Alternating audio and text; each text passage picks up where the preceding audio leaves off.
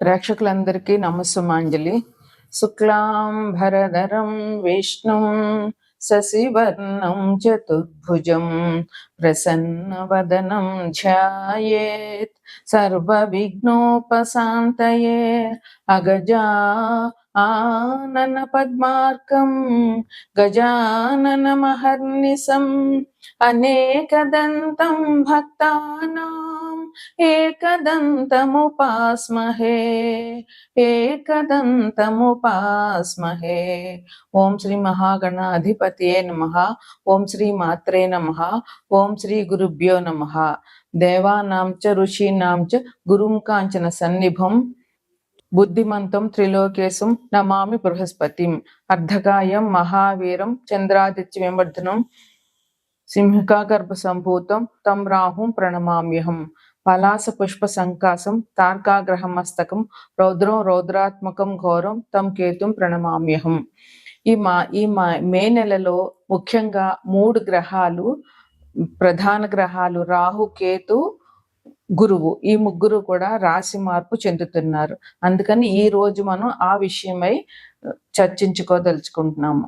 కొత్త సంవత్సరం, నూతన సంవత్సరం వచ్చినాక, తెలుగు వారికి ఉగాది వచ్చినాక, ఈ సంవత్సరం కొత్త సంవత్సరంలో మనకి ఎలా ఉంటుంది, ఎలాంటి ఫలితాలు వస్తాయి, నేను ఇప్పటికంటే అభివృద్ధి చెందనా, నేను ఒక ఇల్లు కొనుక్కోగలుగుతానా, ఒక వాహనం కొనుక్కోగలుగుతానా, లేదా విద్యార్థులు అయితే మా విద్య ఎలా ఉంటుంది, నాకు ఆ కాలేజీలో సీట్ వస్తుందా, అదే గృహిణులు అయితే ఇంట్లోకి కావాల్సిన కష్టాలు లేకుండా గడుస్తుందా, భర్త ఆరోగ్యంగా ఎలాగుంటారు, అట్లాగే ఉద్యోగస్తులకైతే ఈ సంవత్సరమైనా ప్రమోషన్లు వస్తాయా, అధికారులు మన్నన దొరుకుతుందా, ఇట్లా ఎన్నో కొత్త కొత్త ఆశలతోటి కొత్త సంవత్సరం రాగానే అందరూ పంచాంగాన్ని చూడడము, వాళ్ళ రాశి ఫలాలు చూసుకోవడము, ఆ రాశి ఫలాలు చదువుకుని ఎలా ఉంటుంది అనేటటువంటిది ఊహించుకోవడం జరుగుతూ ఉంటుంది.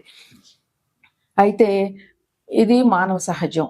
అయితే 9 గ్రహాలు 12 రాసులు, ఇదే జ్యోతిషం. 9 గ్రహాలు 12 రాసుల్లో సంచరించడం వల్ల మానవుడికి వాళ్ళ జీవితంలో కొంచెం కొద్దిగా మార్పులు జరుగుతాయి. అది శుభమైనా జరగచ్చు, అశుభమైనా జరగచ్చు. అది వారి వారి జన్మ జాతకాన్ని బట్టి ఉంటుంది. అదే విధంగా దేశగోచారం కూడా దీనివల్లే తెలుస్తుంది. దేశాలకు కూడా ఎటువంటి అభివృద్ధులు ఉంటాయి, వర్షాలు పడతాయా, పంటలు బాగా పండుతాయా, యుద్ధాలు జరుగుతాయా, విపత్తులు ఏమైనా వస్తాయా, భూకంపాలు లాంటి విపత్తులు ఏమైనా వస్తాయా, ఇవన్నీ కూడా దేశగోచారంలో మనం ఈ 9 గ్రహాలు 12 రాసుల్లో సంచరించే విధానాన్ని బట్టి శుభాశుభ ఫలితాలు మనం తెలుసుకోవచ్చు. అయితే ఈ ఈ జన్మజాతకం మీద గోచారం అనేటటువంటిది చాలా ముఖ్యమైనది.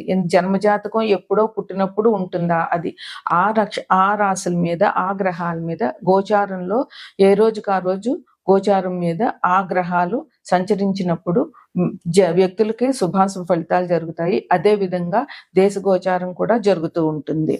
9 గ్రహాల్లోనూ చంద్రుడు, అన్ని గ్రహాలు ఒకటే విధంగా ఉండవు. ఎందువల్లంటే కొన్ని గ్రహాలు తొందరగా రాశి మారుతూ ఉంటాయి, కొన్ని గ్రహాలు ఎక్కువ కాలం ఒకే రాశిలో ఉంటాయి.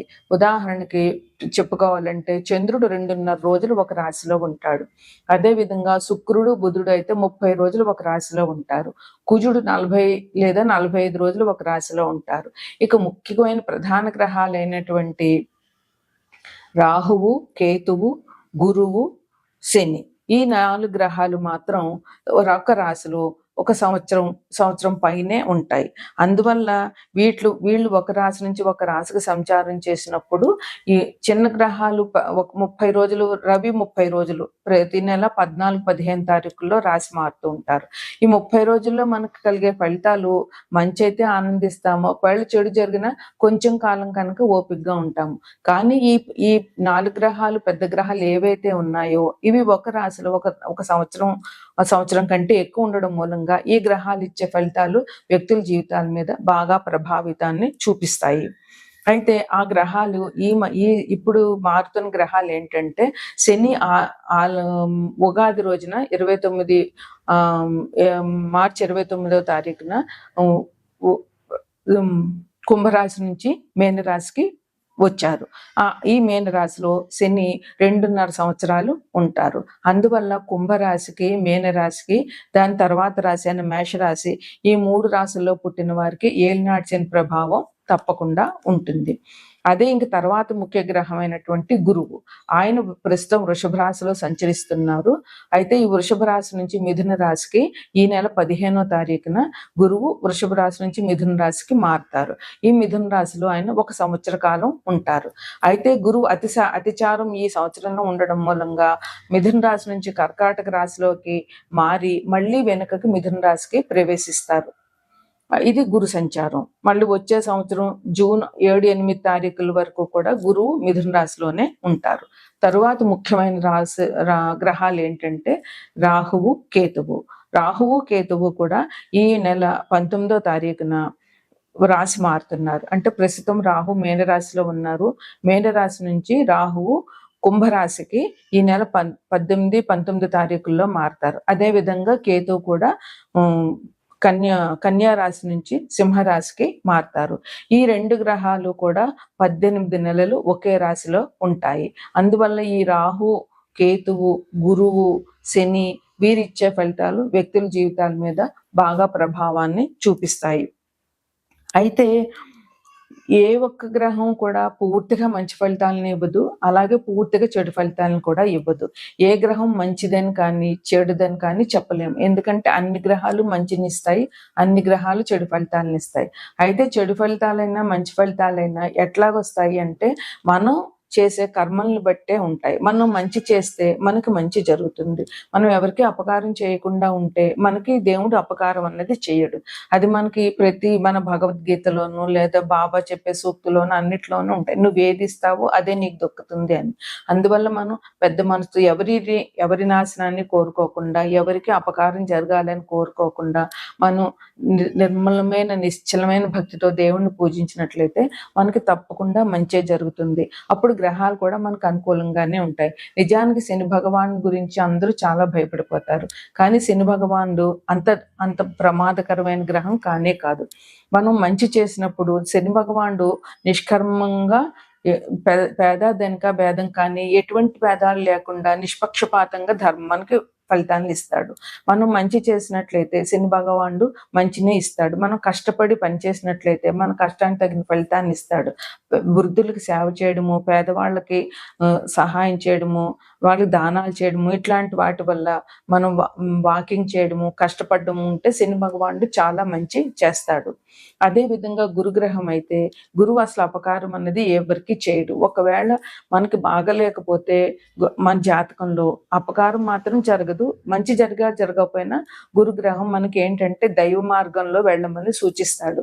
దైవాన్ని పూజించడము, ధర్మంగా నడుచుకోవడం ముఖ్యం. గురుగ్రహానికి ధర్మంగా నడుచుకుంటూ దైవాన్ని పూజించుతూ మన పెద్దవాళ్ళని గౌరవించుతూ గురువులని, పెద్దవాళ్ళని అందరినీ గౌరవించుతూ, స్త్రీలను గౌరవించుతూ ఉంటే ఏ గ్రహం కూడా మనకి అపకారం అనేది చేయదు.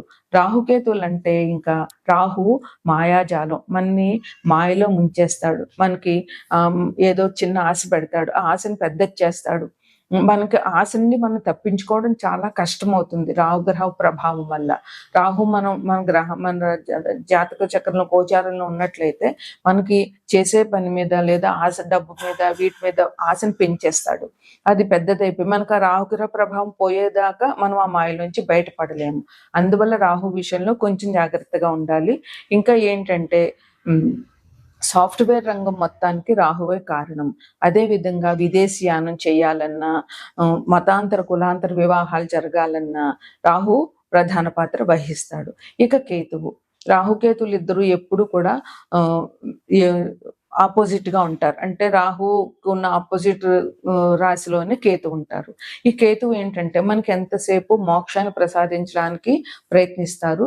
మనకి బంధాల నుంచి, భావబంధాల నుంచి విముక్తి కలగటం చేయడానికి, మనకి మన రోజువారీ కార్యక్రమాల మీద నిరాశ నిస్పృహని కలుగజేసి ఎక్కడెక్కడ మన భావబంధాలని తెంచడానికి కేతు ప్రయత్నిస్తాడు. అందువల్ల చివరికి మనిషికి కావాల్సింది మోక్షమే. ఆ మోక్షం కోసం కేతుని ప్రార్థించినట్లయితే మన భవబంధాల నుంచి విముక్తి జరుగుతుంది. ఈ విధంగా అన్ని గ్రహాలు కూడా మనం చేసే కర్మల మీదే వాళ్ళు ఇచ్చే ఫలితాలు ఆధారపడి ఉంటాయి. తదుపరి కన్యారాశి. కన్యారాశికి అధిపతి బుధుడు. గురువు కన్యారాశి నుంచి 10వ ఇంట్లో స్థితి పొంది ఉన్నాడు. 10వ ఇల్లు అంటే మనం చేసేటటువంటి కర్మ. మనం మంచి కర్మ చేస్తామా, మంచి జరుగుతుంది. చెడు కర్మ చేస్తామా, చెడు కర్మ జరుగుతుంది. అందువల్ల మనం చేసే కర్మ 10వ ఇల్లు చూపిస్తుంది. అందువల్ల ఇక్కడ మనం మంచి పనులే చేయాలి. గురువు 10వ ఇంట్లో ఉన్నారు కనుక వీరు ధర్మానికి కట్టుబడి ధర్మం సంబంధమైనటువంటి పనులు చేయడము, న్యాయంగా ఉండడము, నీతి నిజాయితీలతో ఉండడము, ఆదాయం సంపాదించిన ధర్మంగా సంపాదించడము, ఎవరిని మోసం చేయడము, లేదంటే దొంగతనాలు చేసి సంపాదించడము, ఇట్లాంటివి చేసినట్లయితే గురుగ్రహ అనుకూలం అస్సలు వీళ్ళకి ఉండదు. ఈ రాశి వారికి కొత్తగా ఉద్యోగాలు చేస్తున్న వాళ్ళకి ఉద్యోగ అవకాశాలు బాగా దొరికే అవకాశం ఉంది. ఎందుకంటే గురువు 10వ ఇంట్లో ఉండడం మూలంగా. అయితే కష్టపడాలి. మానవుడు కష్టపడకుండా ఏ ఫలితం రాదు. కష్టపడిన వాళ్ళకి గురువు అనుకూలంగా ఉంటారు. మంచి ఉద్యోగాలు గురువు ఇవ్వగలుగుతారు. అదేవిధంగా ప్రైవేట్ ఉద్యోగాలు చేస్తున్న వాళ్ళకు కూడా గురుగ్రహం అనుకూలంగా ఉండడం మూలంగా మంచి ఉద్యోగాలు వస్తాయి. ఆల్రెడీ ఉద్యోగం చేస్తున్న వాళ్ళకి ఉద్యోగంలో అభివృద్ధి ఉంటుంది. అదేవిధంగా ప్రమోషన్స్ ఉంటాయి. ఈ ప్రమోషన్స్కి రికమెండేషన్ జరుగుతూ ఉంటుంది వాళ్ళకి. ఇంకా గురువు ఏం చేస్తారంటే బుధ కారకత్వాలను కూడా పెంచుతారు. బుధుడి కారకత్వాలు గురువు మంచి అభివృద్ధి సహకారం వల్ల పెరుగుతాయి. బుధ కారకత్వాలు అంటే తెలివితేటలు, సమయస్ఫూర్తి, అట్లాగే మాట తీరు, ఇంకా మన బిహేవియర్, ప్రజలతో మన బిహేవియర్, ఇవన్నీ బుధుడి వల్ల మనకు వస్తాయి. అందువల్ల గురుగ్రహ అనుకూలంగా ఉంటే మనం 10 మందితో మంచిగా మాట్లాడడము, దానివల్ల మనకి సంఘంలో గౌరవ ప్రతిష్టలు అభివృద్ధి పెరుగుతాయి. అదేవిధంగా తెలివితేటలు లేనిదే ఈ సంఘంలో నెగ్గుకు రాలేము, ఏ పరీక్షల్లోనూ పాస్ అవ్వలేము. అందువల్ల తెలివితేటలకి గురుగ్రహ అనుకూలం చాలా అవసరం బుధుడితో పాటు. ఇంకా కమ్యూనికేషన్ స్కిల్స్, మన బిహేవియరు, మన మాట తీరు. కమ్యూనికేషన్ స్కిల్స్ ఉంటేనే ఇప్పుడు ఈ కాంపిటేటివ్ వరల్డ్లో నెగ్గుకుని రాగలుగుతారు ఎవరైనా. అది ఉద్యోగస్తులకైనా కమ్యూనికేషన్ స్కిల్స్ కావాలి, విద్యార్థులకైనా కమ్యూనికేషన్ స్కిల్స్ కావాలి. మాట్లాడడం మంచిగా నలుగురిని ఆకట్టుకునేలా మాట్లాడడము, అది ఈ గురుగ్రహ అనుకూలం వల్ల వీళ్ళకి ఇప్పుడు జరుగుతుంది. ఇంకా వ్యాపారం చేసుకునే వాళ్ళకి చాలా బాగుంటుంది ఈ సంవత్సరం. వాళ్ళ వ్యాపారంలో అభివృద్ధి ఉంటుంది. గురుగ్రహం 10వ ఇంట్లో ఉండడం వల్ల వాళ్ళు ఎటువంటి వృత్తి వ్యాపారాలు చేస్తున్న వాళ్ళకైనా కూడా చాలా అభివృద్ధి అనేది ఈ గురుగ్రహం వల్ల జరుగుతుంది. ఇక రాహువు 6వ ఇంట్లో సంచరిస్తున్నారు. ఎవరికి? సింహరాశి నుంచి 6వ ఇల్లు కుంభం అవుతుంది. అందులో రాహు సంచారం మూలంగా 6వ ఇల్లు అంటే శత్రువులు, రుణాలు, కాంపిటేటివ్ ఎగ్జామ్స్ ఇవన్నీ సూచిస్తారు. అయితే రాహు మూలంగా కాంపిటేటివ్ ఎగ్జామ్స్లో అవ్వచ్చు, కాకపోతే శత్రువులు, రుణాలు పెరిగేటటువంటి రాహుగ్రహం అనుకూలంగా లేనట్లయితే ఈ రుణాలు బాగా పెరుగుతాయి. అప్పులు చేయడము, వాటి వల్ల బాధపడము, లేదా శత్రువులు మంచి లేకపోతే శత్రువులు రావడము, ఎవరి దగ్గర అప్పులు తీసుకుంటే తీర్చకపోతే వాళ్ళు శత్రువులుగా మారడం, మిత్రులు కూడా శత్రువులు అయిపోతారు అప్పుడు. అందువల్ల ఈ రాహు మాయ నుంచి ఈ రాశి వాళ్ళు తప్పించుకుని ఈ శత్రు బాధలు, రుణ బాధల నుంచి విముక్తులు అవ్వాలి. ఇప్పుడు చాలా జాగ్రత్తగా ఉండాలి. రాహు మాయలో వీళ్ళు పడకుండా ఉండాలి. వీళ్ళకి ఇక్కడి నుంచి వాళ్ళ సమస్య నుంచి బయటపడగలిగే శక్తి సామర్థ్యాలు వీళ్ళకి వస్తాయి. ఎందువల్లంటే గురువు తన 9వ దృష్టితో ఇక్కడ చూస్తున్నారు కనుక వీరికి కొంచెం ఇది జరుగుతుంది, మంచి జరుగుతుంది. కాకపోతే వీళ్ళు మాయలో పడకుండా జాగ్రత్తగా ఉండాలి. రాహు దుష్టగ్రహం, అది కూడా 6వ ఇల్లు అంటే కూడా అంత మంచి ఇల్లు కాదు. అందువల్ల కొంచెం ఈ దుష్టగ్రహం ప్రభావం నుంచి వీళ్ళు రక్షించుకోవడం చాలా అవసరం. ఇక కేతువు సింహరాశి వారి కన్యా రాశి వారికి 12 ఇంట్లో అంటే వ్యయంలో ఉన్నారు. అందువల్ల ఖర్చులు ఎక్కువగా పెరుగుతాయి. అయితే ఆ ఖర్చులు దైవ కార్యాలకు సంబంధించిన ఖర్చులైతే వీరికి చాలా మంచి జరుగుతుంది. పుణ్యకార్యాలు చేయడము, దైవ కార్యాలకు సంబంధించి ఖర్చు పెట్టడము, లేదా ఏదైనా డొనేషన్స్ ఇవ్వడము, లేదా అన్నదానాలు చేయడము, పేద ప్రజలకు డబ్బులు పంచిపెట్టడము, పేద ప్రజలకు లేదా వస్తువులు, ఈ వేసవి కాలం కనుక వాళ్ళకి అవసరమైనటువంటి గొడుగులు, చెప్పులు ఇట్లాంటివి పంచిపెట్టడము. ఇప్పుడు కొత్తగా స్కూల్స్ తెరుస్తారు కనుక పిల్లలకి పుస్తకాలు ఇవ్వడము, పెన్నులు, పలకలు, లేదా స్కూళ్ళకి బెంచీలు ఇట్లాంటివి ఏవైనా చేయడం, దాన ధర్మాలు చేయడం వల్ల ఈ కేతు అనుగ్రహం వీళ్ళకి ఉంటుంది. వ్యయంలో కేతు మోక్షాన్ని ఇస్తాడు. అందువల్ల మోక్షానికి సంపాదించుకోవాలనుకున్న వాళ్ళు కూడా బాగుంటుంది. శారీరక సుఖం ఉంటుంది, ఖర్చులు కూడా తగ్గుతాయి. ఇది ఈ కన్యా రాశి వారికి గురు, రాహు, కేతువుల రాశి మార్పు వల్ల వచ్చేటటువంటి శుభాశుభ ఫలితాలు.